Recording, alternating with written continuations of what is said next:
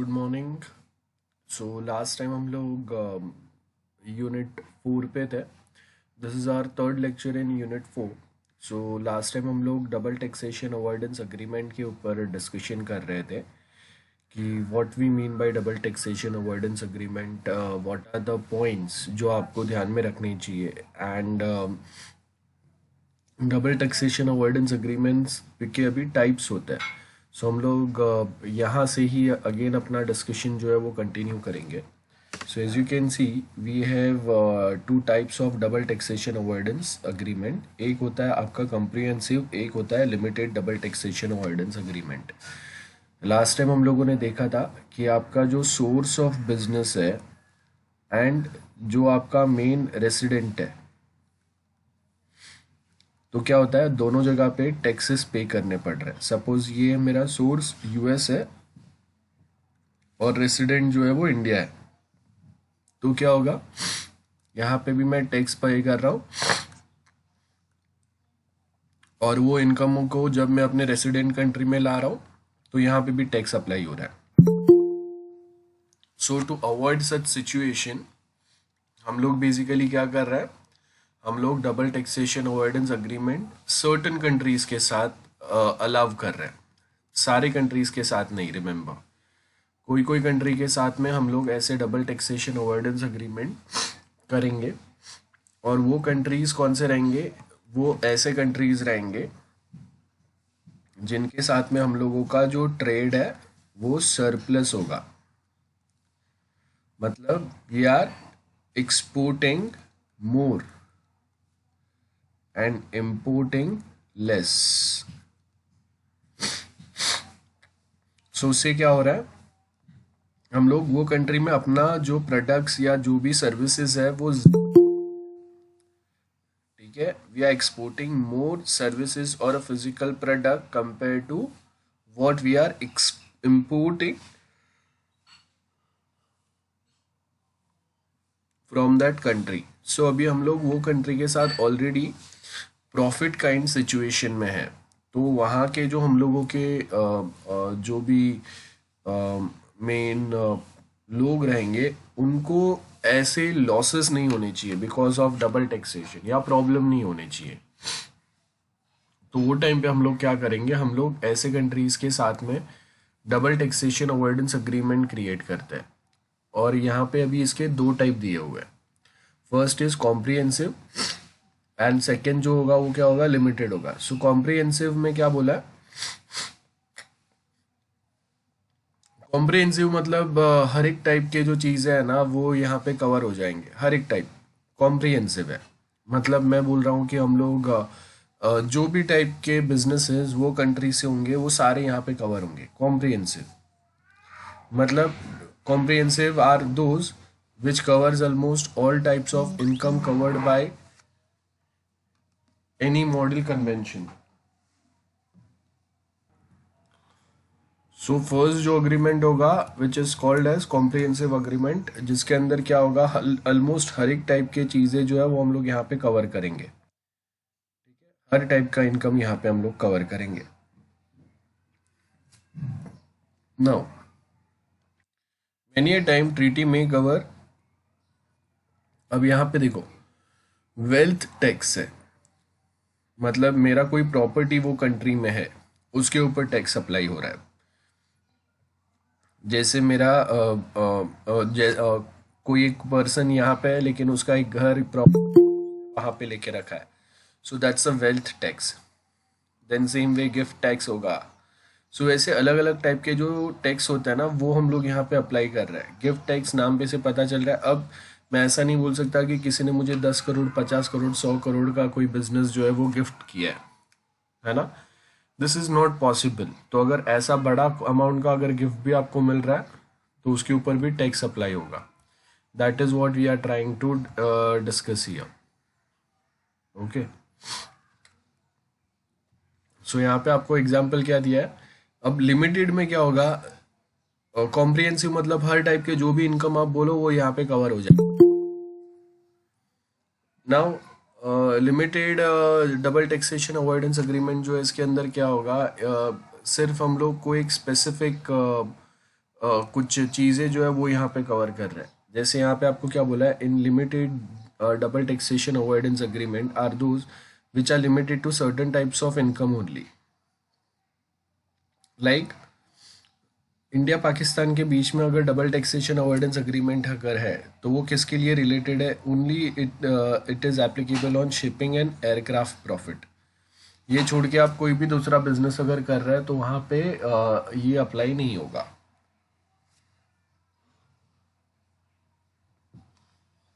Next is role of tax treaties in in international tax planning। तो सबसे पहले क्या बोला है, facilitates investment and trade flow, preventing discrimination between tax players, that's first thing। अब यहाँ पे क्या है, इन्वेस्टमेंट और ट्रेड फ्लो होना चाहिए, है ना। तो इसके लिए हम लोग कोई दूसरे कंट्री के जो बिजनेसेस है उनके साथ में डिस्क्रिमिनेशन नहीं होना चाहिए, इक्वल प्लेटफॉर्म मिलना चाहिए। जो जो बेनिफिट जो ग्राउंड अगर हम लोगों को इंडिया में हम लोग अपने प्लेयर्स को दे रहे हैं, अपने कंपनीज को दे रहे हैं, वो सेम उनको भी मिलना चाहिए। ये फर्स्ट पॉइंट है। अगर ये पैटर्न नहीं होगा ना, then that will create a problem, क्योंकि वो एक इमेज क्रिएट करता है इन द इंटरनेशनल फ्लो कि हम लोग अपने कंपनीज के साइड, अपने लोगों के साइड पे ज़्यादा फेवर कर रहे हैं, and this will demotivate other investment companies जो इंडिया में इन्वेस्ट करने का सोच रहे हैं, and that is not good for India's financial health.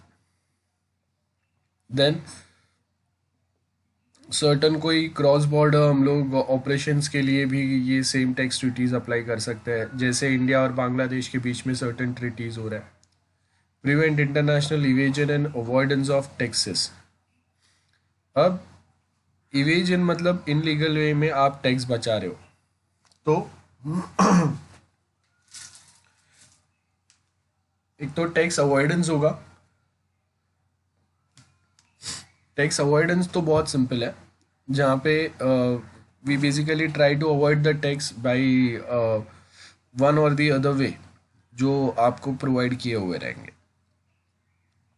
Tax evasion is an illegal way, जहाँ पे मैं बोलूँगा कि मेरा बिजनेस में प्रॉफिट भी हुआ है ना, स्टिल आई विल से कि मेरे बिजनेस में मुझे लॉस हुआ है, एंड हेंस आई विल पे लेस टैक्स, और आई विल से कि मुझे कोई प्रॉफिट ही नहीं हुआ है, I am totally under losses, so I will pay no tax. So ये कुछ वे होते हैं हम लोगों के। देन नेक्स्ट आपको क्या बोला है, facilitate collection of international taxes, then contribute attainment of international development goals, avoid. Sir हाँ, sir screen presentation. So this are the main points जो हम लोग डिस्कस कर रहे थे कि कौन से वे से जो रूल्स जो होता है वो चेंज होता है। ओके, नाउ इसके आगे का मेन जो टॉपिक है, यहाँ से अगर आप देखोगे हम लोगों का नया जो टॉपिक है वो स्टार्ट हो रहा है। इसे choices of beneficial provisions under double taxation avoidance agreement or tax laws. So now we have a provision of double taxation overrides the general provision of tax of a particular country। अब यहाँ पे ये problem हो रहा है, या we can say कि ये आपको चेंजेस करना पड़ेगा। मतलब क्या है कि अगर मैं कोई एक कंट्री के साथ में डबल टैक्सेशन अवॉइडेंस अग्रीमेंट कर रहा हूँ, तो वो कंट्री का जो लोकल टैक्सेशन रूल है उसके ऊपर ये अप्लाई हो जाएगा, एंड हेंस ये लोकल टैक्स अगर बोल रहा है कि मुझे टैक्स भरना है, लेकिन डबल टैक्सेशन अवॉइडेंस अग्रीमेंट बोलेगा कि नहीं, मैंने ये कंट्री में टैक्स भर दिया है तो अपना जो कंट्री है उसमें नहीं भरना है, या अपने कंट्री में भरा है तो वो कंट्री में नहीं भरना है ना। सो वही होगा। सो जैसे it is now well settled that India the provision of double taxation avoidance agreement override the provisions of the domestic Indian income tax act.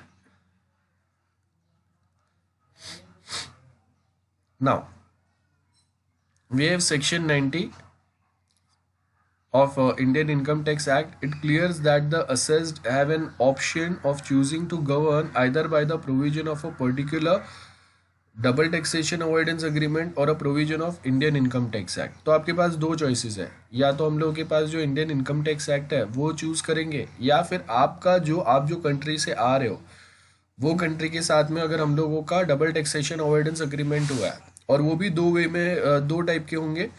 एक आपका लिमिटेड होगा,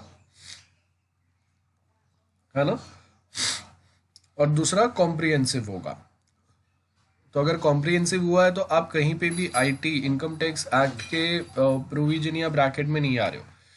लेकिन अगर डबल लिमिटेड वाला है तो कोई कोई प्रोविजंस आपके डीटीए के अंदर आएंगे. जैसे पाकिस्तान का केस देखा हम लोगों ने कि पाकिस्तान के अंदर सर्टन शिपिंग और एयरलाइंस के बेस के ऊपर ही अगर आपके कुछ रिवेन्यू जनरेट हुआ है तो वही यहाँ पे कवर होंगे ना, सारे नहीं होंगे. अब यहाँ पे आपको क्या बोला है, for example under double taxation avoidance agreement, अब ये इंडिया और जर्मनी के बीच में हुआ है. नाउ क्या बोला है, tax on interest is specified as 10%, why whereas in India the income tax is defined as 20%. Hence one can follow double taxation and pay at 10%. तो अब यहाँ पे क्या बोला है, इंडिया जर्मनी के बीच में जो टैक्सेशन पॉलिसी हुआ है, तो जर्मनी में जो भी इनकम होता है आपका उसके ऊपर दे चार्ज 10% टैक्स, और इंडिया में वही इनकम आपका अगर इंडिया में जनरेट होगा उतने ही अमाउंट का, देन वी चार्ज 20%. तो अब उनके पास चॉइसेस है कि आप जर्मनी में जाके 10% टैक्स भरो या इंडिया में आप 20% टैक्स भरो. अब कभी कभी ऐसा लगता है कि हाँ 10% इज लेस, 20% इज मोर, लेकिन आप देखो कि अगर मैं उसको डॉलर में कन्वर्ट कर रहा हूँ और उसके हिसाब से अगर कभी कभी मेरा हो सकता है कि वहाँ पे टैक्सेस ज़्यादा हो जाए, तो आपके पास चॉइसेस रहते हैं कि आप इंडियन रुपीज़ में 20% भर रहे हो या डॉलर में 10% भरना है. तो जो भी आपके लिए बेनिफिशियल रहेगा वो आप पे करेंगे. Now, Indian income tax itself does not levy any tax on some income, then a tax treaty has no power to levy tax on such income. Section 90 का subsection 2 of Indian Income Tax Act recognizes this principle. क्या बोला? If income tax itself does not levy any tax on some income. अब देखो यहाँ पे हम लोगों को क्या बोला है, जैसे हम लोगों के पास इंडियन इनकम टैक्स एक्ट जो था स्टार्टिंग में, वो मैं अगर सिर्फ कोई एक प्रोडक्ट स्टोर कर रहा हूँ और अगर सिर्फ डिलीवर कर रहा हूँ, तो ये सब के प्रोविजंस, या इन शॉर्ट जो ई कॉमर्स प्लेटफॉर्म थे ये स्टार्टिंग में कवर्ड नहीं थे in Indian income tax act.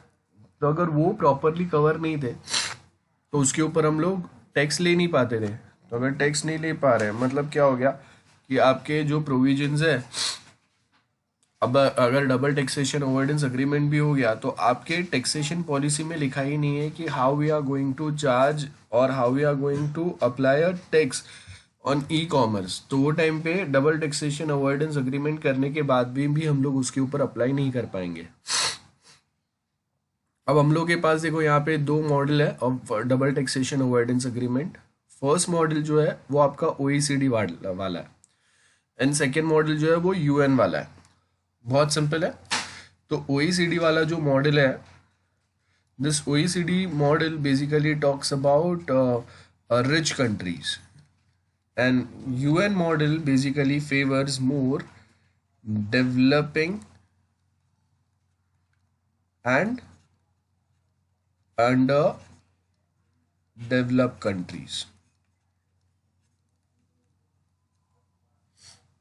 So यहाँ पे अगर आप देखेंगे डेवलप्ड एंड डेवलपिंग कंट्री या अंडर डेवलप्ड कंट्री. सो डेवलप्ड कंट्री जो है ये कभी कभी अपने ज़्यादा पावर का यूज़ कर रहे हैं and they are violating the principles or the rules or a tax law of a developing country because they are not that much capable to directly talk or to directly create any situation जहाँ पे अगर मैं आपके पास सामने कोई condition रख सकूँ, ऐसा हालत नहीं है इनका, बिकॉज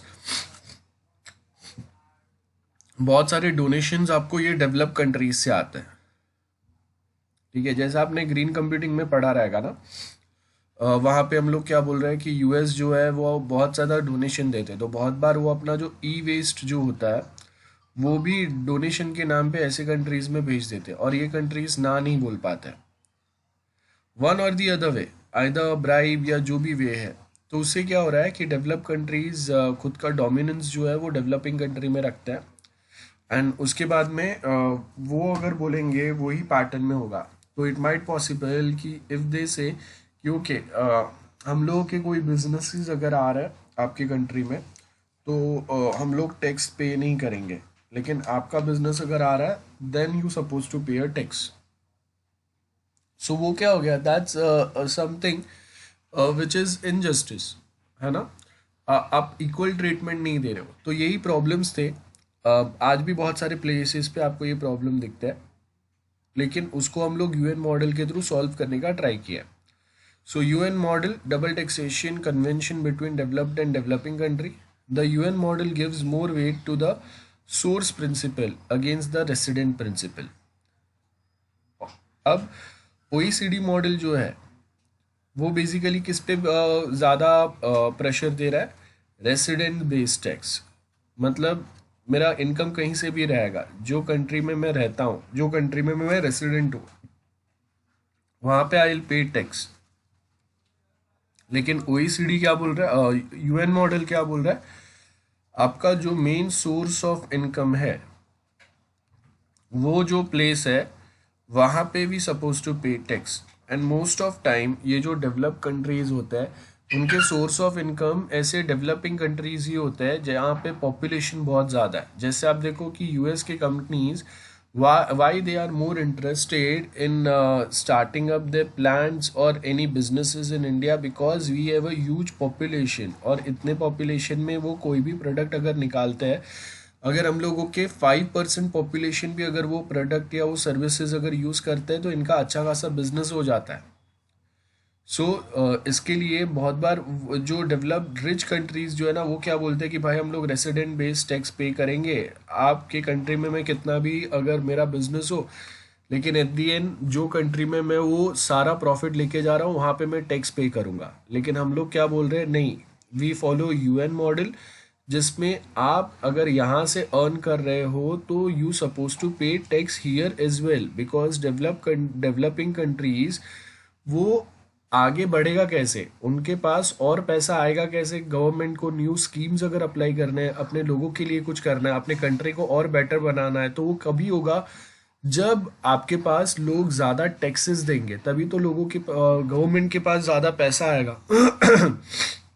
अब as per the OECD model, अगर जो कंपनीज जैसे गूगल है, फेसबुक है, अमेजोन है, फ्लिपकार्ट है, आप देख लो कि हम लोग के पास जो ओला उबर टाइप सर्विसेज जो चल रहा है, तो sorry, we have Apple as well in India. तो ये सारे कंपनीज जो है they generate a huge revenue from India, and अगर ओईसीडी मॉडल अगर हम लोग फॉलो करेंगे तो इतने ज़्यादा रेवेन्यू जनरेट करने वाले कंपनीज सारा अपना प्रॉफिट लेके इंडिया के बाहर चले जाएंगे and they will pay tax in US only. So मतलब आप बिजनेस यहाँ पे कर रहे हैं, हम लोग आपको बहुत सारे बेनिफिट्स दे रहे हैं, एंड उसके अगेंस्ट आप टैक्स कहाँ पे कर रहे हैं, यूएस में कर रहे हैं, तो हम लोगों का तो कोई प्रॉफिट ही नहीं हुआ। गेटिंग? सो इसके लिए यूएन मॉडल जो है is more suitable compare to the model. This one is more suitable.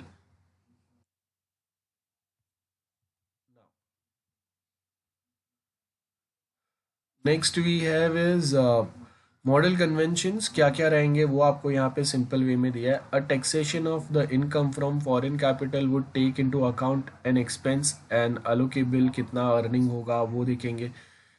Such income would be taxed on the net basis, मतलब नेट आपका इनकम कितना हुआ है ना, उसके बेस के ऊपर हम लोग टैक्स अप्लाई करेंगे। Taxation would not be so high as to discourage the investment. ये बहुत ज़रूरी है।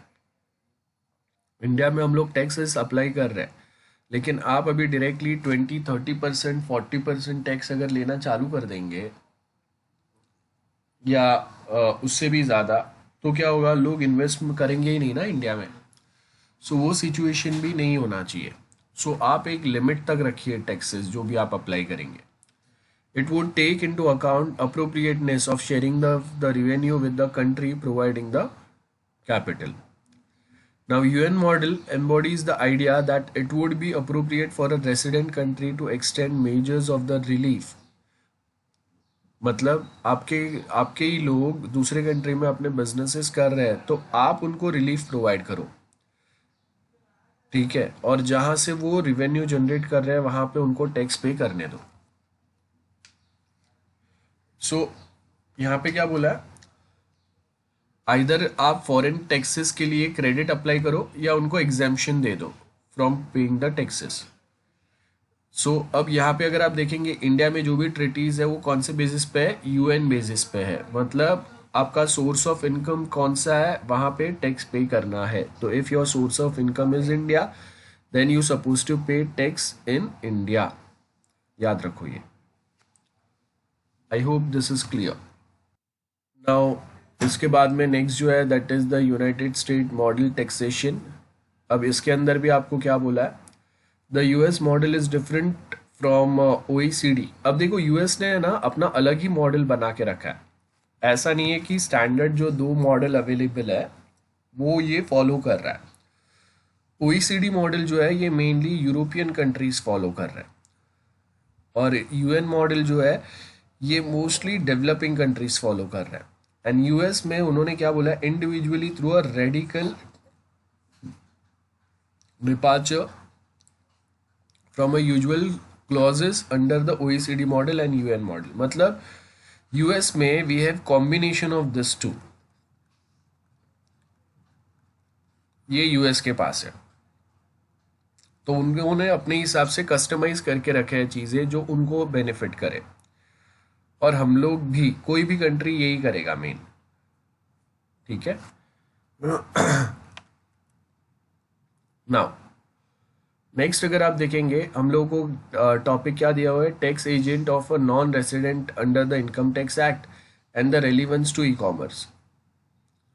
सो फर्स्ट ऑफ ऑल आपको क्या बोला है, tax agents of non residents. Non residents मतलब जो एनआरआईज है अंडर द इंडियन एक्ट, या फिर फॉरेनर्स इन शॉर्ट हम लोग बोलेंगे।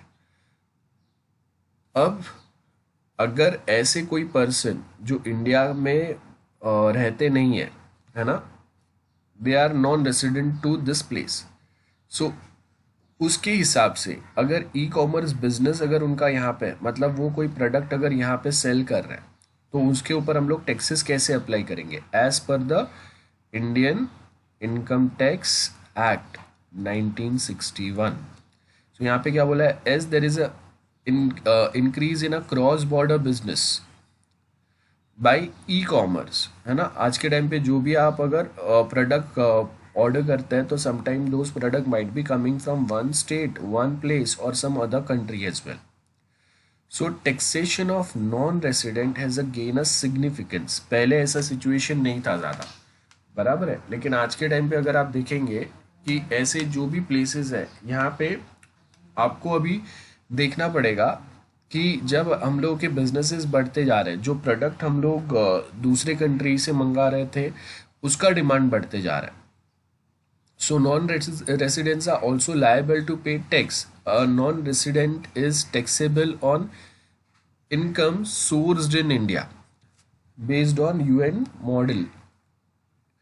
Now, double taxation agreement has been evolved as a principle of international. It is governed by the section 90 of Indian Income Tax Act. ये section 90 याद रखना है आपको, एग्जाम में MCQs में भी आ सकता है। Which states an agreement of the foreign country has given as follow. सबसे पहले आपको क्या बोला है, we have section 90 with foreign countries. The central government may enter into an agreement with the government of any country outside the India or a specified territory outside the India. तो अब हम लोगों ने बोला है कि ओके कोई ये एक स्पेसिफिक कंट्री है या कोई एक उनका वो कंट्री का टेरिटरी है। जैसे आप देखो कि इंडियन ओशियन में there is one island and that is the territory of UK, और उसके ऊपर यूएस का मिलिट्री बेस है। I forgot that islands name, but ये क्या हो गया, अब अगर मैं वो प्लेस के साथ में अगर टैक्सेशन अप्लाई कर रहा हूँ तो मतलब मैंने पूरा यूके के साथ में कोई टैक्सेशन पॉलिसीज अप्लाई नहीं की है। मैंने जो टैक्सेशन पॉलिसी अप्लाई की है वो सिर्फ उसका एक जो टेरिटरी है उसके साथ अप्लाई की है। ठीक है, सेम वे अगर आप देखेंगे यूएस के भी दो पार्ट है, बीच में कनाडा आता है, देन वापस ऊपर के साइड पे यहाँ पे ये आपका यूएस आएगा, देन यहाँ पे ये कनाडा है। ओके, इतना कनाडा है और वापस यहाँ पे छोटा सा पार्ट जो है वो यूएस का आपको मिलेगा। सो अब यहाँ पे अगर मैं बोलूँगा कि ऐसे कोई टेरिटरी है और तो उसमें कोई एक प्लेसेस है जहाँ पे मैंने सिर्फ वो उसका जो प्लेस है उसके साथ में ही मैंने वो टैक्सेशन रूल्स या पॉलिसीज किए हुए हैं, है ना। तो वो टाइम पे हम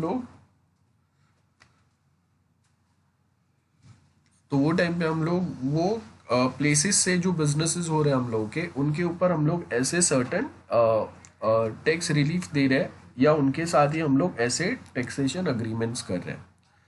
लाइक आप देख लो कि बांग्लादेश जो है वो पहले ईस्ट पाकिस्तान था, तो अगर मैंने सिर्फ ईस्ट पाकिस्तान के साथ अगर कोई टैक्सेशन ट्रीटी की है, वेस्ट पाकिस्तान के साथ में नहीं किया है, क्योंकि मेरा ईस्ट पाकिस्तान के साथ में बिजनेस ज़्यादा है।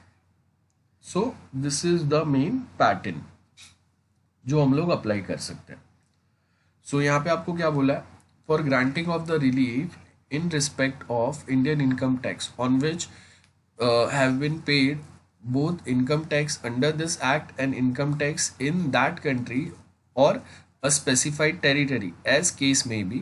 So for the avoidance of double taxation of income under this act under the corresponding law in force in that country or a specified territory as the case may be, है ना, वहाँ पे पे करेंगे, कहाँ पे पे करेंगे, वो ये सारे पॉइंट्स हम लोग वहां पे मेंशन करते हैं। कभी कभी ऐसे भी हो सकता है for exchange of information for prevention of. अब यहाँ पे हम लोग क्या बोलेंगे, कोई एक कंपनी जो है वो बहुत बड़ा कंपनी है, उनका रिवेन्यू काफ़ी ह्यूज रिवेन्यू जनरेट हो रहा है और वो अगर टैक्सेस पे नहीं कर रहा है तो हम लोग दूसरे कंट्री के साथ में अग्रीमेंट में आ सकता है और ऐसे टैक्स इवेजन, टैक्स चोरी जो कर रहा है विच इज़ इनलीगल, या टैक्स अवॉइडेंस मतलब using a legal way to avoid a taxes. Evasion illegal होता है, अवॉइडेंस इज द लीगल वे।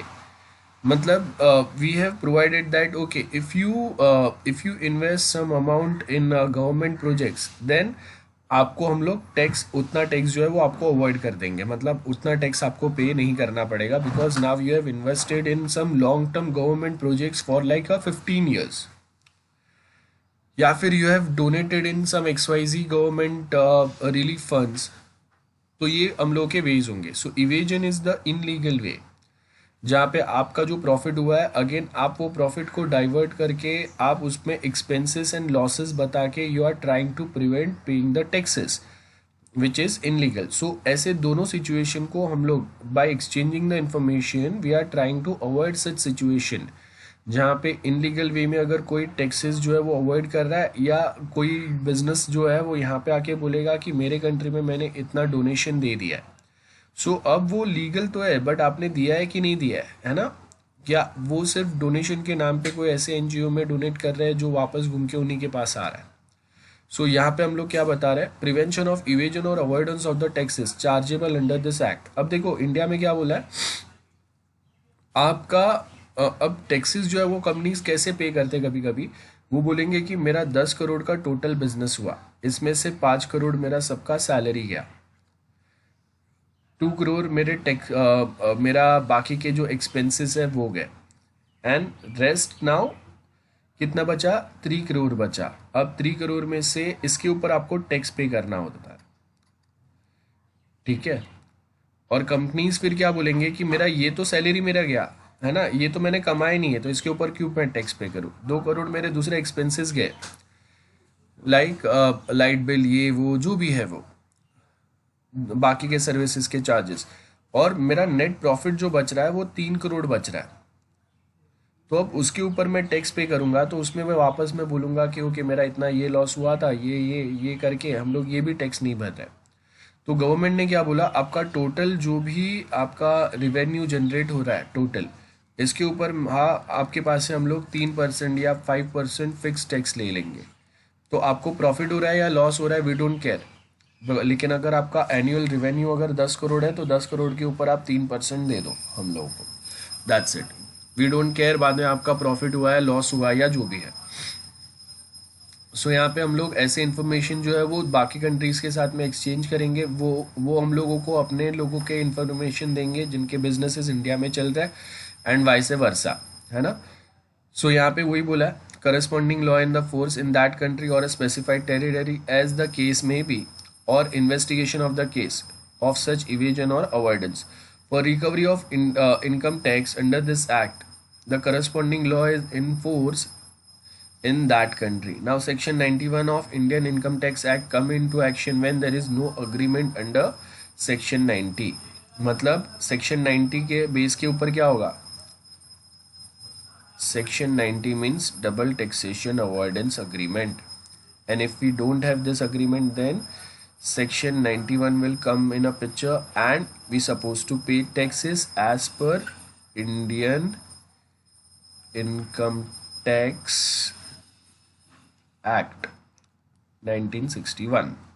बस, very simple। I hope this is clear to everyone। Yes, sir. Countries with which no agreement exist, कैसे workout होगा। तो अगर countries है जिनके साथ में हम लोगों के कोई भी अग्रीमेंट नहीं है, तो उनके ऊपर तो नॉर्मल सेक्शन 91 अप्लाई होगा। Section 91 of Indian Income Tax Act। So if any person who is resident in India in any previous year, मतलब 5 साल पहले वो यहाँ पे रहता था, लेकिन उसके बाद में 5 साल से अभी वो कोई दूसरे कंट्री में रह रहा है ना।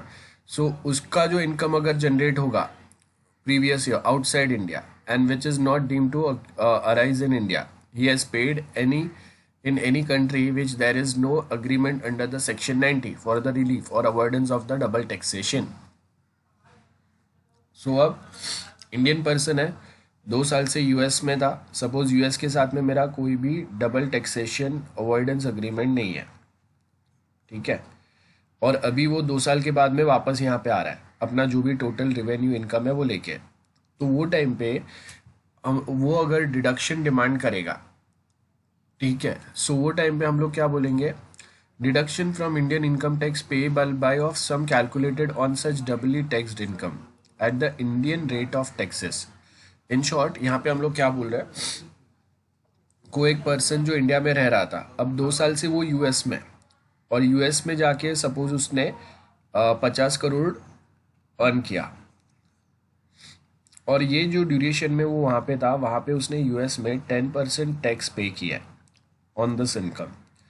सो अब वो जब इंडिया में आएगा तो हम लोग क्या बोलेंगे कि इंडिया का रूल जो है वो 30% टैक्स का है।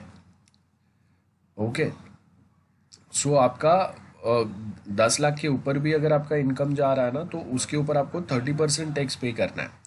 तो आपने यूएस में टोटल इनकम के ऊपर कितना पे किया है, 10% किया है, तो हम लोग वो चलो आपको डिडक्शन दे देंगे, बाकी का जो 20% बचा है वो तो आपको पे करना पड़ेगा as per Indian income tax.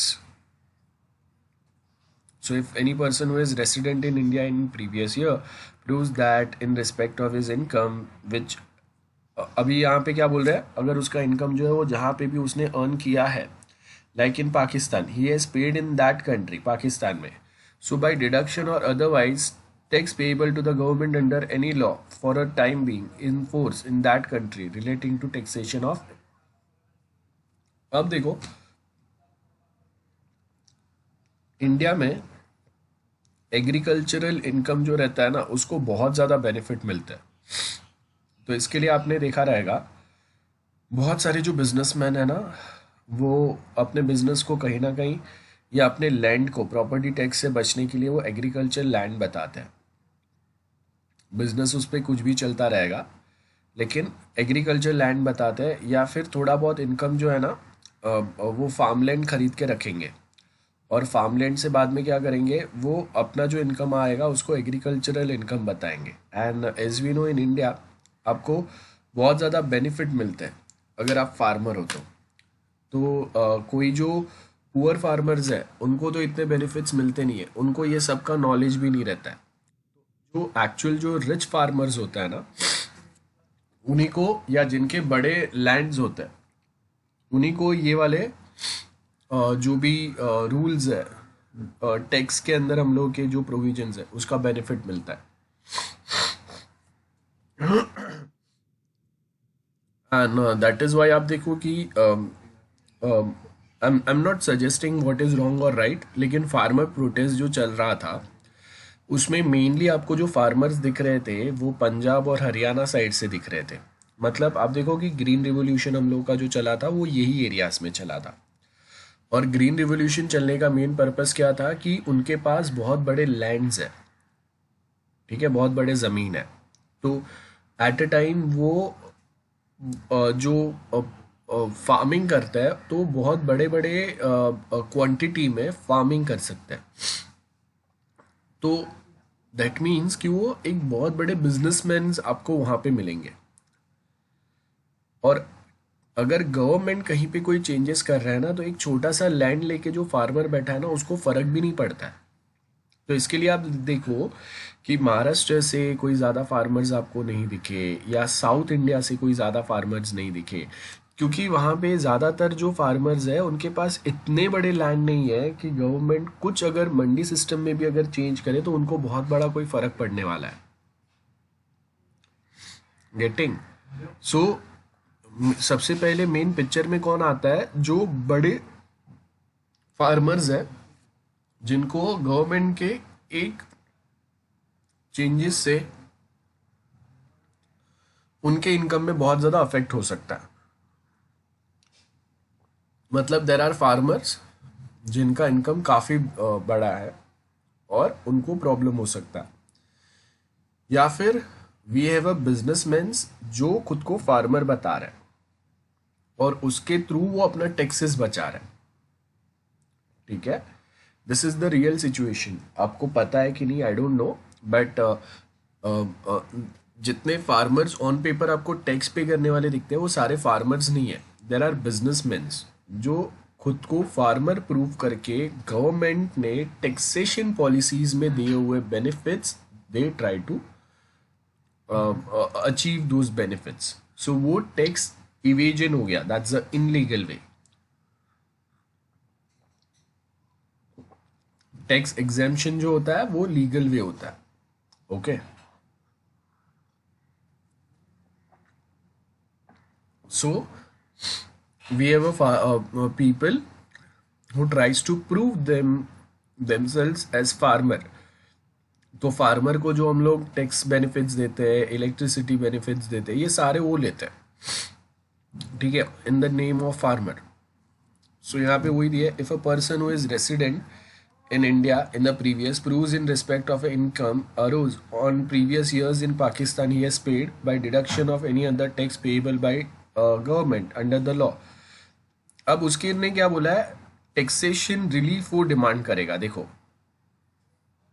on agriculture income, and he shall be entitled to deduction from the Indian income tax payable by him। तो मतलब वो क्या बोलेगा कि जो भी मेरा इनकम जनरेट हुआ है वो मेनली एग्रीकल्चर इनकम है। Now, of the amount of tax paid in Pakistan under the law on such which is liable to tax under this act। Now, of some calculated income होगा और उसको Indian rate of tax के हिसाब से हम लोग देखेंगे। सो जो भी कम होगा वो आपको पे करना पड़ेगा। और दूसरा बात कि अगर कोई नॉन रेसिडेंट पर्सन है और उसको अपना शेयर मिला हुआ है, पार्टनरशिप है उसके कोई दूसरे कंपनी के साथ में, और सपोज 10% का पार्टनरशिप है कोई यूएस बेस्ड कंपनी के साथ में, तो उसको अपना जो 10% मिला है ना रजिस्टर फॉर्म के साथ में, और वो रेसिडेंट है इंडिया का, तो वो उसको जो अपना शेयर मिला है, और जितने टाइम वो इंडिया के बाहर था और अब वो इंडिया में आ रहा है, और वो साथ में उसका जो शेयर मिला है, इतने साल का जो प्रॉफिट मिला है, वो भी प्रॉफिट लेके आ रहा है, तो अगेन वो भी आपको यहाँ पे करना पड़ेगा। ठीक है, सो यहाँ पे आपको एक्सप्लेनेशन दिया हुआ है। एक्सप्लेनेशन में क्या बोला है देखो, Indian income tax means income tax and super tax charge in accordance with the previous of this act. Now expressions of Indian rate of tax means that rate determined by dividing the amount of Indian income tax after deduction of the relief, ठीक है, under the provision of this act. तो जो भी relief है वो deduct करके जो बचा हुआ अमाउंट है उसके ऊपर टैक्स पे करेंगे। जैसे मैंने आपको बताया कि पहले 5 लाख आप जो इंडिया में अगर अर्न करता है उसके ऊपर कोई टैक्स नहीं है, तो आपका जो टैक्स चालू होगा वो कब से होगा, आफ्टर 5 लाख। उसके ऊपर का जो आपका इनकम है 5 to 8 लाख तक, उसके ऊपर 5% टैक्स अप्लाई होगा, 8 to 10 पर 10% टैक्स, और 10 के ऊपर सपोज 30% डायरेक्ट टैक्स अप्लाई होता है। This is the real system. तो हम लोगों ने यहाँ पे वही पॉइंट के ऊपर हम लोग बात कर रहे हैं। तो सॉरी,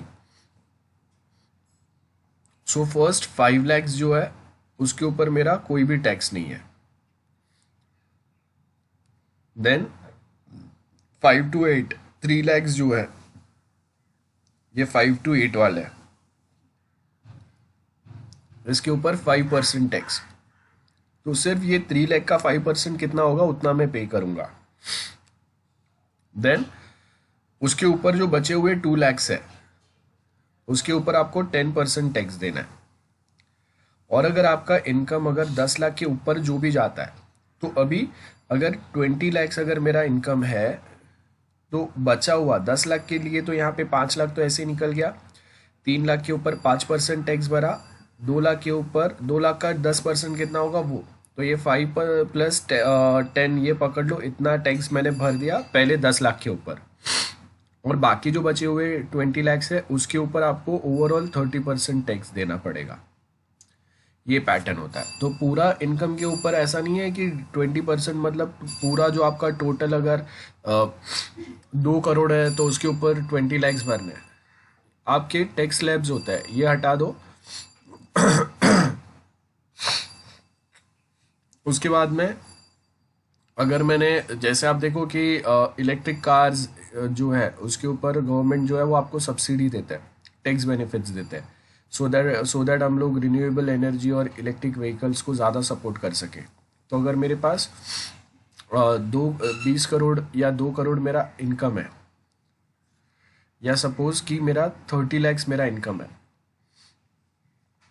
तो मैं क्या करूँगा, मेरे पुराने पेट्रोल कार हटा के जो इलेक्ट्रिक कार्स है उसको मैं ईएमआई पे ले लूँगा, और वो जो मेरे ईएमआई जा रहा है वो मुझे बेसिकली टैक्स कम करने में हेल्प करेंगे।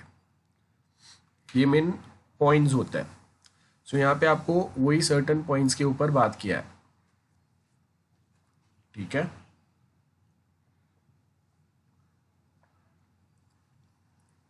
सो फर्स्ट आपको एक्सप्रेशन यहाँ पे जो दिया, rate of tax of the sad country, जो कंट्री से आप आ रहे हैं, और वहाँ पे आपको जो भी टैक्स डिडक्शन या रिलीफ मिले और उसके बाद में कितना टैक्स पे किया है, और भी बचा हुआ इनकम के ऊपर आप फिर टैक्स पे करेंगे, वो यहाँ पे हम लोग डिस्कस कर रहे हैं।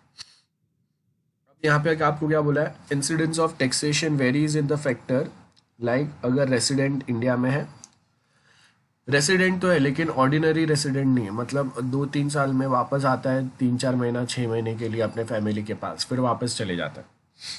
और थर्ड होंगे जो नॉन रेसिडेंट है, मतलब जिन्होंने डायरेक्टली किसी दूसरे कंट्री का सिटीजनशिप ले लिया है।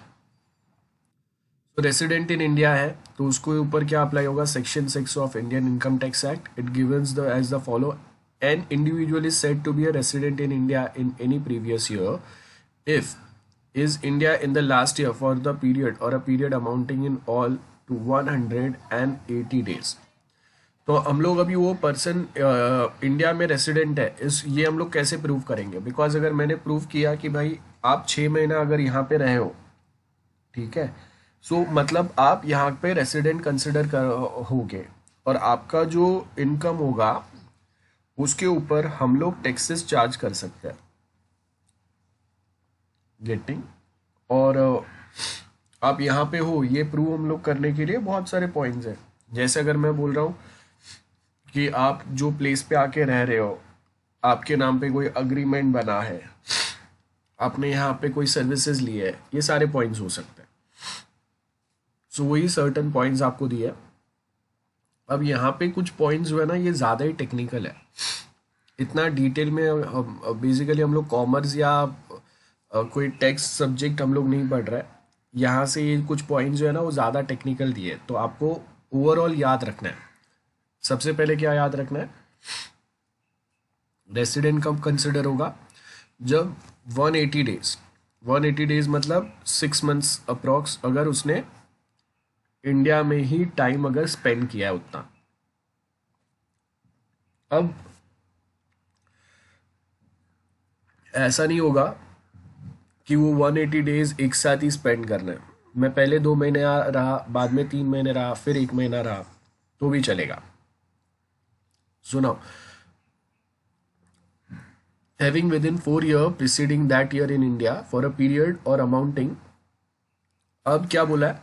या तो ऐसा होगा कि आप प्रीवियस जो भी ईयर है उसमें 6 महीने यहाँ पे रहे हो, या फिर मैं बोल रहा हूँ कि आप 2 महीना यहाँ पे, 2 महीना बाहर कोई कंट्री में, ऐसे करके आप अगर 1 साल अगर इंडिया में निकाला है इन लास्ट 4 years, तो भी आप इंडियन रेसिडेंट कंसिडर होंगे।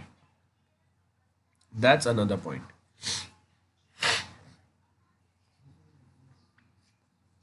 सो क्या बोला है? अमाउंटिंग 365 डेज और मोर, तो मतलब 1 साल टुकड़े टुकड़े में आपने निकाला है, 2 महीना 3 महीना, 2 महीना 3 महीना, वैसा करके 4 साल में आप ऑलमोस्ट 1 साल इंडिया में रहे हो अगर टोटल काउंट करेंगे तो अगेन वो हो गया। Being citizen of India who lives India, आपने पहला छोड़ दिया है, बराबर है। अब याद रखो, there are people who are staying outside of India, ठीक है, बट वो फिर भी इंडियन सिटीजन्स ही है। For example, we have are diplomats समझते हैं, the face of India in a foreign country. तो अब फॉरेन डिप्लोमेट्स जो है, वो चाइनीज डिप्लोमेट अगर है तो उसका घर चाइना में ही होगा, he is a government employ, उसको सैलरी जो मिल रहा है वो गवर्नमेंट के साइड से मिल रहा है, एंड वो वहाँ पे गवर्नमेंट का फेस बन के रह रहा है।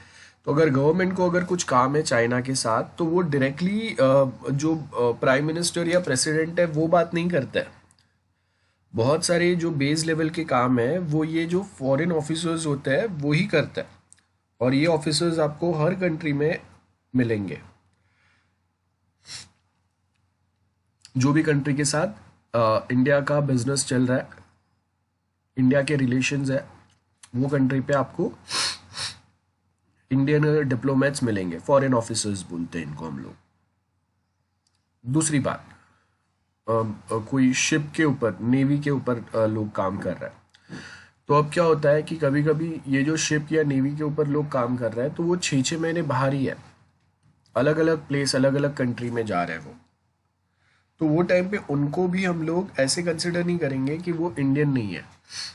मेन उनको जिन्होंने हायर किया है, जो कंपनी या जो इंडियन नेवी ने ही हायर किया उनको, और इंडियन नेवी के कोई मिशन के लिए वो 6 महीना 8 महीना अगर बाहर है, तो उनको हम लोग फॉरेनर्स कंसिडर नहीं करेंगे, उनको हम लोग नॉन रेसिडेंट्स कंसिडर नहीं करेंगे, बराबर है। उनके ऊपर ये सारे पॉइंट्स अप्लाई नहीं होंगे। I hope this is clear. हम लोगों के कोई, आपने देखा रहेगा कि we have some officers is well जो बाकी कंट्री में इंडिया के लिए ड्यूटी कर रहा है। जैसे आपने यूएस के बहुत सारे फोर्सेस देखे रहेंगे, जो अफगानिस्तान में, देन मिडल ईस्ट के सर्टेन कंट्री में सालों से वहाँ पे, उनका घर ही वहाँ पे हो गया है। छुट्टी में वो थोड़े टाइम जाते हैं फिर वापस यहाँ पे आ जाते हैं। तो उसका मतलब ये नहीं है कि वो यूएस सिटीजन नहीं रहे अभी, नहीं, वो गवर्नमेंट के लिए कहीं पे वो रह रहे हैं। जैसे हम लोग के फॉरेन ऑफिसर्स भी गवर्नमेंट का फेस बन के गवर्नमेंट के पर्पस के लिए कहीं पे रह रहे हैं, तो वो टाइम पे उनको भी हम लोग इंडियन रेसिडेंट ही कंसिडर करेंगे। वो टाइम पे ये सारे प्रोविजंस अप्लाई नहीं होंगे, तो उनको इनकम जो जनरेट हो रहा है वो गवर्नमेंट के साइड से ही जनरेट हो रहा है, बराबर है। तो उनको जो रिलीफ में उनको जो टैक्सेस पे करने हैं वो यहाँ के वजह अपना जो पैटर्न है उसी के बेस के ऊपर पे करने हैं। I hope this is clear to everyone. Now next अगर आप देखेंगे, we have something which is called as Hindu undivided family. अब आपका फैमिली बिजनेस है, अब याद रखो वो फैमिली बिजनेस में दो पार्टनर्स, दो भाई, तीन भाई, जो भी लोग हैं, तो अभी आप सब पार्टनर हो, आपका फैमिली बिजनेस है, तो जो भी इनकम जनरेट होगा, तो आप भले यहाँ पे नहीं रह रहे हो लेकिन आपका फैमिली बिजनेस यहाँ पे ही है, तो उसमें से जो भी प्रॉफिट जनरेट हुआ और आपको अगर उसमें से आपका शेयर मिला है, आप इंडिया में नहीं भी रह रहे हो तो भी आपको टैक्स पे करना पड़ेगा। हम लोग हिंदू अनडिवाइडेड फैमिली मतलब जो भी हिंदू मैरिज एक्ट के अंदर आ रहा है, जिन आप देखो कि इंडिया में एक्सेप्ट मुस्लिम्स, बाकी सबको अगर मैरिज सर्टिफिकेट अगर चाहिए तो उनको ये हिंदू मैरिज एक्ट के हिसाब से ही मिलता है। तो उसके बेस के ऊपर अगर कोई फैमिली है तो वो हिंदू अनडिवाइडेड फैमिली कंसिडर होगा। उनके कोई फर्म्स या एसोसिएशन है, आप इंडिया में चला रहे हैं या आपका कोई इनकम बाहर से आ रहा है, जो भी है, आधे आपके भाई बहन बाहर है, आधा आपका फैमिली इंडिया में है, तो वो टाइम पे भी उसके ऊपर भी सेम वे में टैक्सेस अप्लाई होंगे।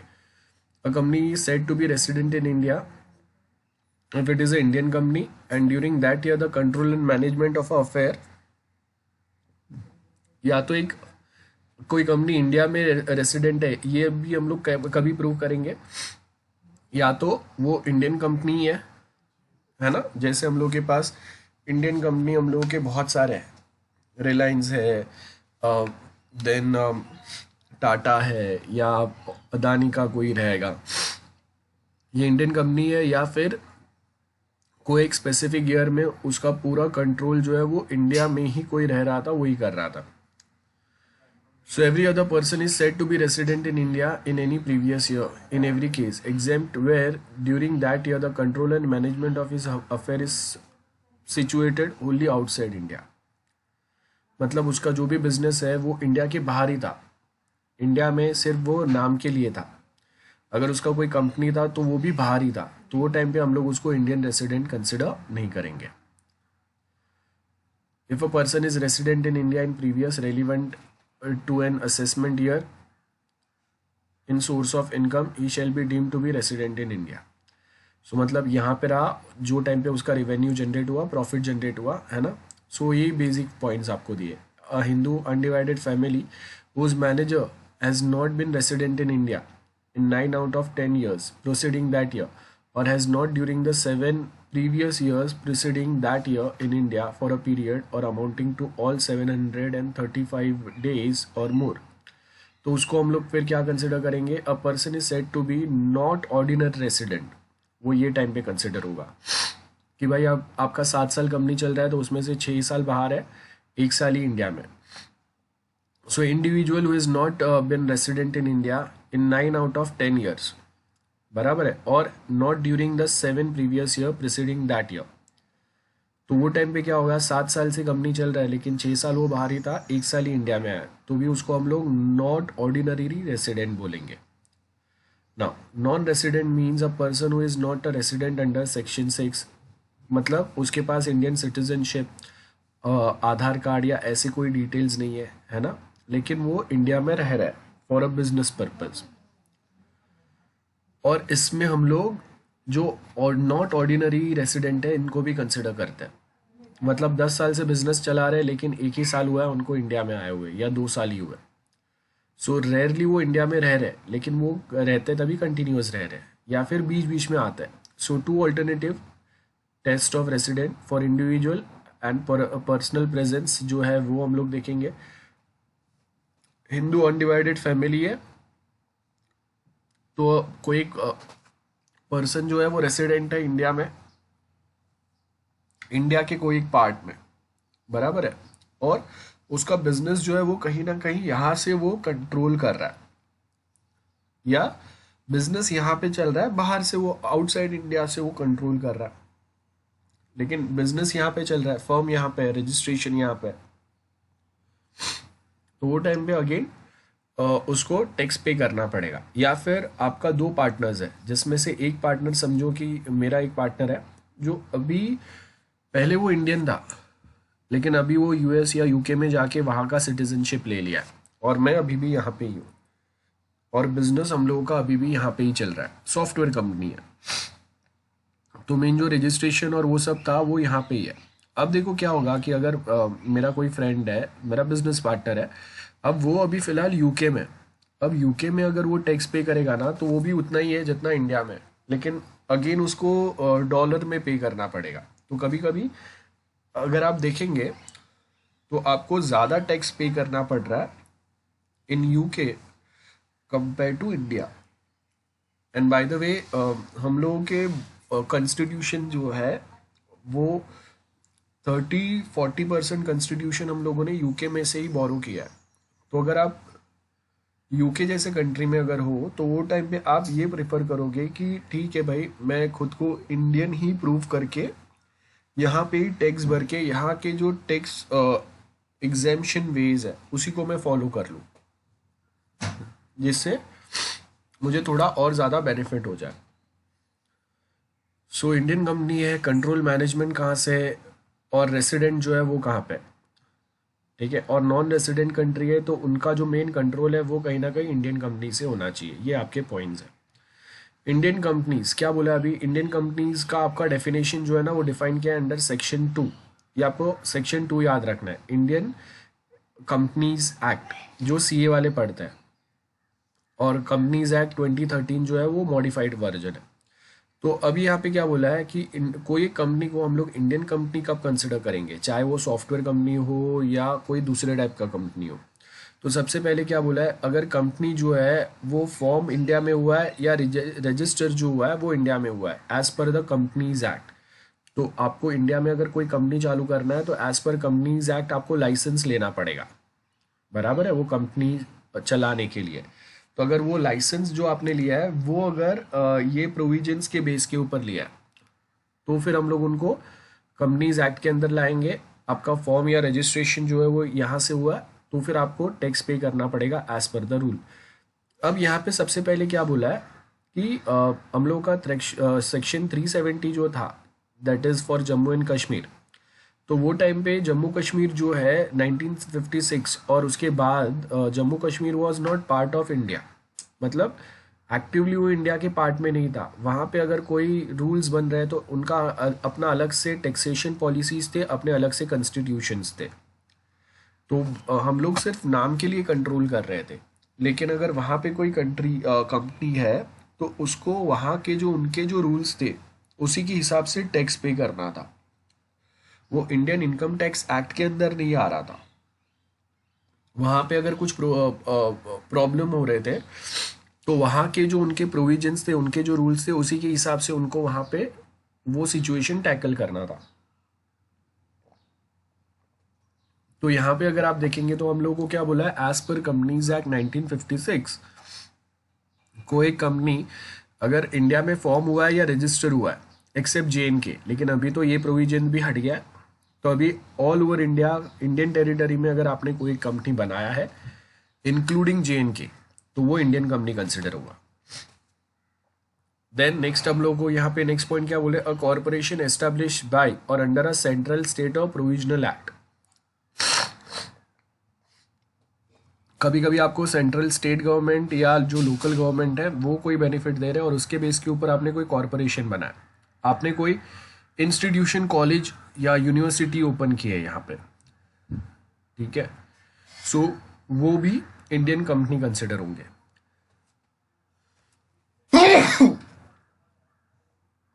आप देखो कि आपको Rajasthan university, Tamil Nadu university, Delhi university, Mumbai में आपको ऐसे अलग अलग डिस्टेंस एजुकेशन प्रोवाइड करने वाले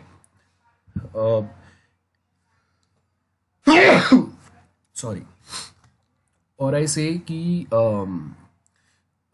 जो पार्ट टाइम कोर्सेज प्रोवाइड करता है, जैसे हम लोग BSc IT कर रहे हैं तो BCA आप पार्ट टाइम कर सकते हो, फुल टाइम नहीं, जॉब के साथ में। तो वो टाइम पे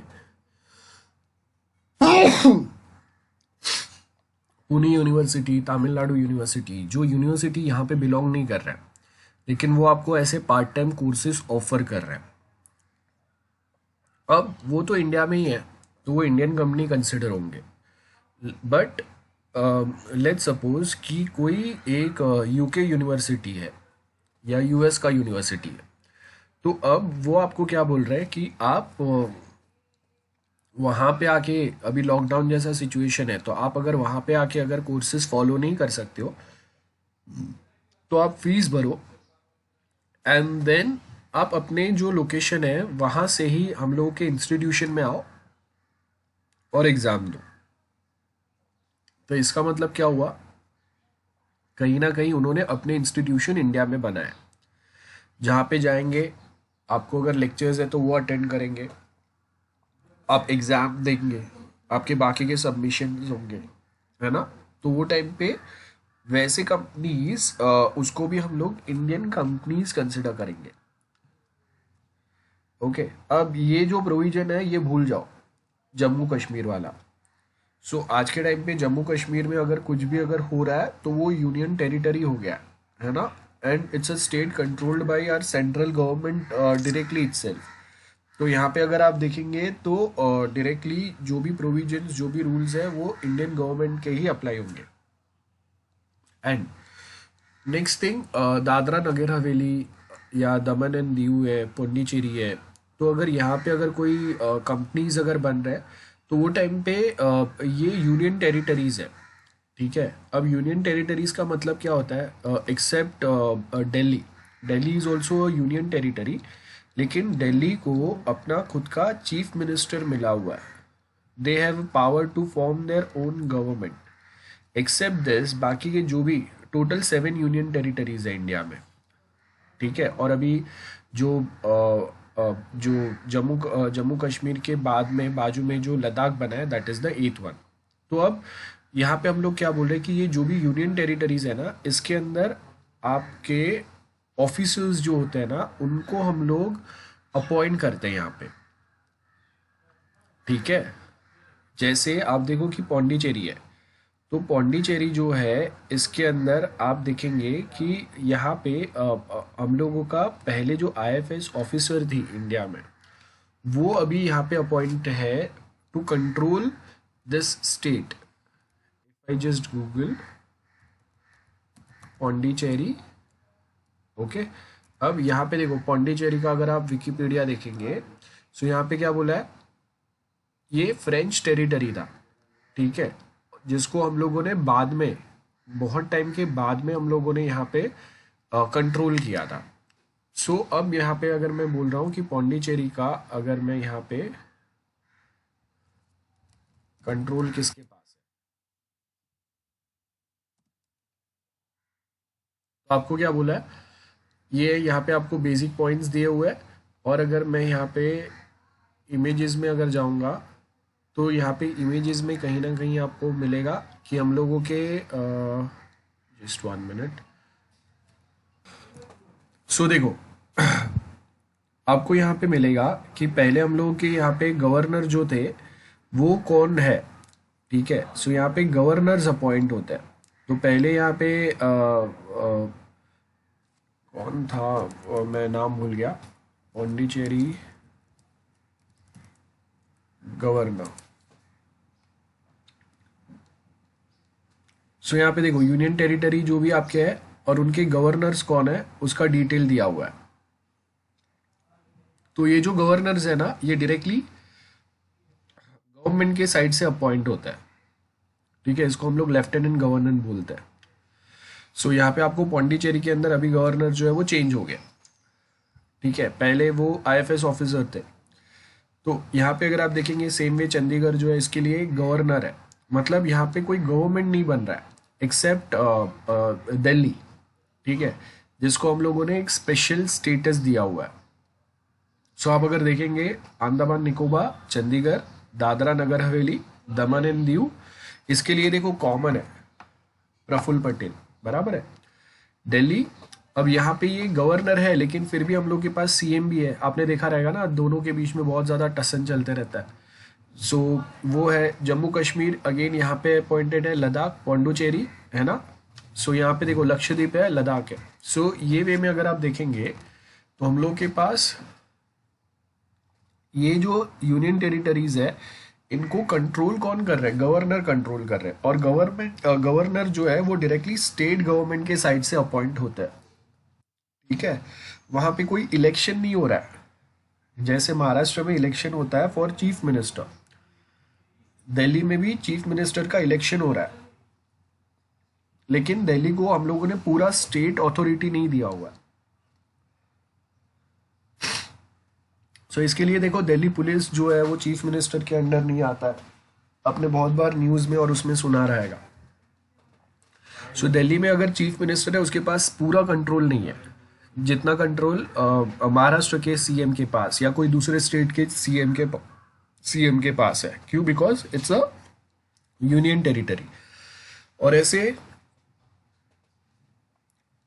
यूनियन टेरिटरी के अंदर अगर आपको कंपनी सेटअप करना है तो उसके भी प्रोविजंस है।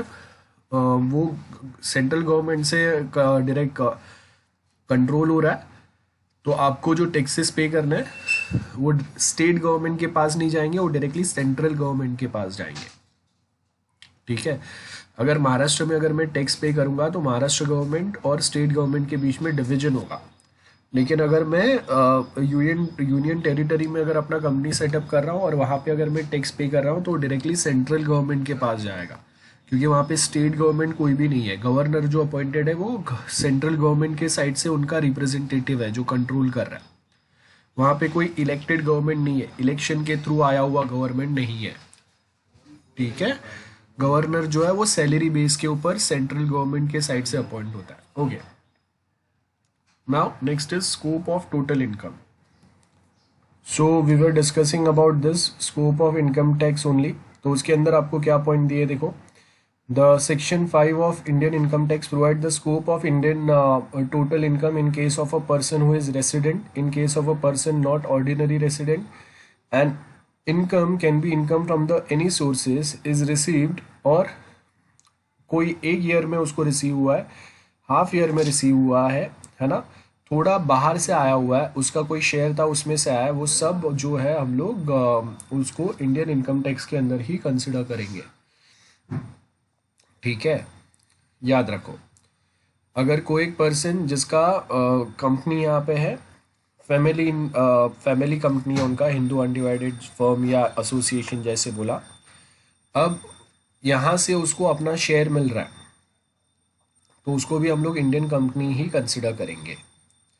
ठीक है, देन नेक्स्ट आपको क्या बोला है, income deem to arise in India. Section 9 provides the info on income deem to arise in India like और ऑल द इनकम डायरेक्टली और इनडायरेक्टली। ये बहुत इंपॉर्टेंट है कि आपका डायरेक्टली नहीं लेकिन इनडायरेक्टली भी अगर कहीं ना कहीं से आपका अगर रिवेन्यू जनरेट हो रहा है, ठीक है, सो वो भी, जैसे अगर मैं बोल रहा हूँ कि मेरा यहाँ पे प्रॉपर्टी और उसमें से रेंट आ रहा है मुझे, या फिर कोई दूसरे एक्सवाइजी वे में मेरा प्रॉफिट हो रहा है, तो कोई तो एक बिजनेस कनेक्शन है मेरा जिसकी वजह से मुझे यहाँ पे प्रॉफिट हो रहा है। मैंने कोई वो कंपनी के शेयर लेके रखे है ना, और उसमें अभी मुझे प्रॉफिट हो रहा है, तो उसमें आपका कैपिटल गेन्स टैक्स लगता है। जब आप वो शेयर्स को बेचेंगे वो टाइम पे लगेगा, वो हर महीना अप्लाई नहीं होगा जैसे सैलरी पे होता है कि ईयरली बेस के ऊपर अप्लाई होगा। तो जब कभी आप अगर उसको सेल करेंगे, और अगर मैंने बोला कि आप जैसे गवर्नमेंट के साइड से ये प्रोविजन है कि आप अगर कोई भी म्यूचुअल फंड में इन्वेस्ट करने के बाद में, अब उसमें अगर आपने 3 इयर्स के लिए अगर उसको लॉक करके रखा है, 3 या 5 इयर्स के बाद में अगर आप निकालते हैं, तो उसके ऊपर हम लोग जो आपका कैपिटल गेन टैक्स है वो अप्लाई नहीं करेंगे, है ना। तो जितना भी आपका प्रॉफिट होगा उसमें से, सपोज कि अभी आप देखो कि लॉकडाउन जब स्टार्ट हुआ वो टाइम पे बहुत सारे जो कंपनीज थे या म्यूचुअल फंड्स थे, उनके जो प्राइजेस है ना वो एकदम ज़मीन पे आ गए। एंड सडनली लॉकडाउन, वैक्सीन आने के साथ में लॉकडाउन ख़त्म हो रहा है, ऐसे जो पॉइंट्स आया उसके साथ में आपका वही सेम जो प्राइस है वो डबल हो गया। आई मीन मार्केट स्टार्टिंग में जहाँ पे नहीं था उससे भी ऊपर गया, लॉकडाउन के पहले जहाँ पे नहीं था वहाँ पे उसके भी ऊपर गया है। तो ये क्या हो गया, we have something, sorry, we have something which is defined here, जहाँ पे हम लोग क्या बोल रहे हैं, ऐसे मैंने कुछ इन्वेस्टमेंट करके रखे और वो आपका कैपिटल एसेट या ऐसा कुछ भी है जिसमें से मेरा रिवेन्यू हो रहा है। तो अगर लॉकडाउन के टाइम पे अगर मैंने इन्वेस्ट किया था तो अभी मेरा पैसा ऑलमोस्ट डबल हो गया। तो वो जो भी गेन मुझे हुआ है, तो अभी अगर मैं वो म्यूचुअल फंड अगर बेच दूंगा तो उसके ऊपर मुझे वापस क्या होगा, प्रॉफिट होगा। तो यहाँ पे क्या बोला है, in the case of a business of which all the operations are not carried out in India, लेकिन थोड़े बहुत, जैसे आप देखो we have Apple manufacturing in India let's suppose, और उसमें जो भी प्रोडक्ट्स आ रहे हैं वो इंडिया में मैन्युफैक्चर नहीं हो रहे, बाहर से हो रहे हैं, लेकिन असेंबल इंडिया में हो रहा है, तो भी उसके ऊपर भी टैक्स पे करना पड़ेगा। ठीक है, सो ये आपको पॉइंट्स दिए। Non resident, in case of a non resident N individual is not citizen of India, लेकिन उसका फॉर्म यहाँ पे चल रहा है या वो यहाँ पे किसी के साथ पार्टनरशिप में है, तो टैक्स तो पे करेगा, लेकिन यहाँ पे इंडियन सिटीजन्स को जो बेनिफिट हो रहा है वो इसके फॉर्म को होंगे। And that's why foreign companies जो है वो इंडियंस के साथ में पार्टनरशिप में आता है स्टार्ट में, जब इंडिया में उनको नया लॉन्च करना रहता है। A company which does not have any share holder who is citizen of India और इज रेसिडेंट इन इंडिया, तो वो टाइम पे उनका अगर कोई इनकम नहीं है तो उसके ऊपर कोई टैक्स अप्लाई नहीं होगा, लेकिन अगर कहीं ना कहीं कोई इनकम है तो टैक्स अप्लाई होगा। लेकिन अगर उनके शेयर होल्डर्स है, जैसे कोई फॉरेन कंपनी है, आप देखो कि मैम फॉरेन कंपनी में इंडिया से मैं इन्वेस्ट कर सकता हूँ, उनका बिजनेस यहाँ पे नहीं है, तो उनके थ्रू जो मैंने अर्निंग की है उसके ऊपर कोई टैक्स अप्लाई होंगे, वो कंपनी के ऊपर अप्लाई नहीं होंगे। गेटिंग, म्यूचुअल फंड्स में भी आपके पास ऑप्शन होता है कि मैं यहाँ से कोई यूएस के कोई कंपनी है, चाइना के कोई कंपनीज है, उनके म्यूचुअल फंड्स खरीद सकता हूँ, तो उसमें वो कंपनी का जो प्रॉफिट होगा वो मुझे म्यूचुअल फंड में होगा। गेटिंग, और उसके बाद में जो भी मेरा प्रॉफिट होगा वो मैं, मतलब जो भी मेरा प्रॉफिट अगर मैं विड्रॉ कर रहा हूँ तो उसके ऊपर मुझे टैक्स अप्लाई होगा। So section 9 covers sorry following categories like income which falls under the head salaries if it is earned. So for the removal of doubt, it is hereby declared that the income of the nature referred to this clause payable service अगर आपने कोई provide किया India में, या फिर कोई services आपने India में लिए थे और बाद में आपने उन यहाँ पे एम्प्लॉयमेंट कॉन्ट्रैक्ट आपके हुए, ठीक है, जैसे कॉल सेंटर्स आपके इंडिया में चल रहे हैं, आप सैलरी यहाँ पे दे रहे हो, तो वो सैलरी जो है वो गवर्नमेंट के टैक्स के हिसाब से चार्जेबल होगा और उसके ऊपर इनकम टैक्स जो है वो अप्लाई होगा। और डिवाइडेड डिविडेंड पेड, डिविडेंड समझते हैं, आपका इंटरेस्ट डिविडेंड जो मिलता है। सो कोई कंपनी जो आउटसाइड था उसमें आपने कोई अपना इन्वेस्टमेंट करके रखा था और उसका कोई डिविडेंड जो आपको मिला है, कोई पेमेंट अगर मिला है, तो उसके ऊपर भी टैक्स अप्लाई होगा। ठीक है, सो ये अलग अलग टाइप के जो हम लोगों ने टैक्स जो देखे हैं वो कौन से होंगे वो बताया। A person who is resident except where the interest is payable in respect of the debt incurred, अगर उसने कोई लोन लेके रखा था तो उसके ऊपर उसने कुछ इनकम पे किया है, उसने कोई पैसा बोरो किया था तो उसके ऊपर उसने जैसे आप देखो कि कंपनीज क्या करेंगे, वो बेसिकली बताएंगे कि हम लोगों ने लोन लिया है और ये मेरा इंस्टॉलमेंट जा रहा है तो उसके सामने आपका अर्निंग भी हो रहा है। तो अभी स्टार्टिंग में टैक्स चोरी बहुत हो रहा था ऐसा बता के कि हम लोग ने कोई ना कोई यहाँ से इनकम लेके रखा है और फिर हम लोग यहाँ पे कोई ना कोई वे में पे कर रहे हैं, सो उसको हम लोगों ने क्या किया, अ person who is non resident, और अगर आप इनकम अगर पे कर रहे हैं, ठीक है, तो वो टाइम पे उसके ऊपर भी कहीं ना कहीं आपका बाकी का जो इनकम है, मतलब आपने इंस्टॉलमेंट भरने के बाद में, आपका लोन का इंटरेस्ट भरने के बाद में जो इनकम है उसके ऊपर हम लोग टैक्स अप्लाई करेंगे, या ओवरऑल हम लोग बोल देंगे कि आपको इतना पे करना है।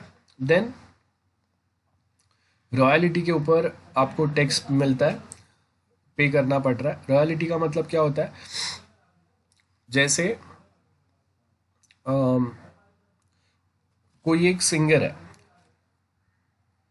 या सपोज कि कोई एक नॉवल राइटर आर्टिस्ट है, नॉवल राइटर है, अब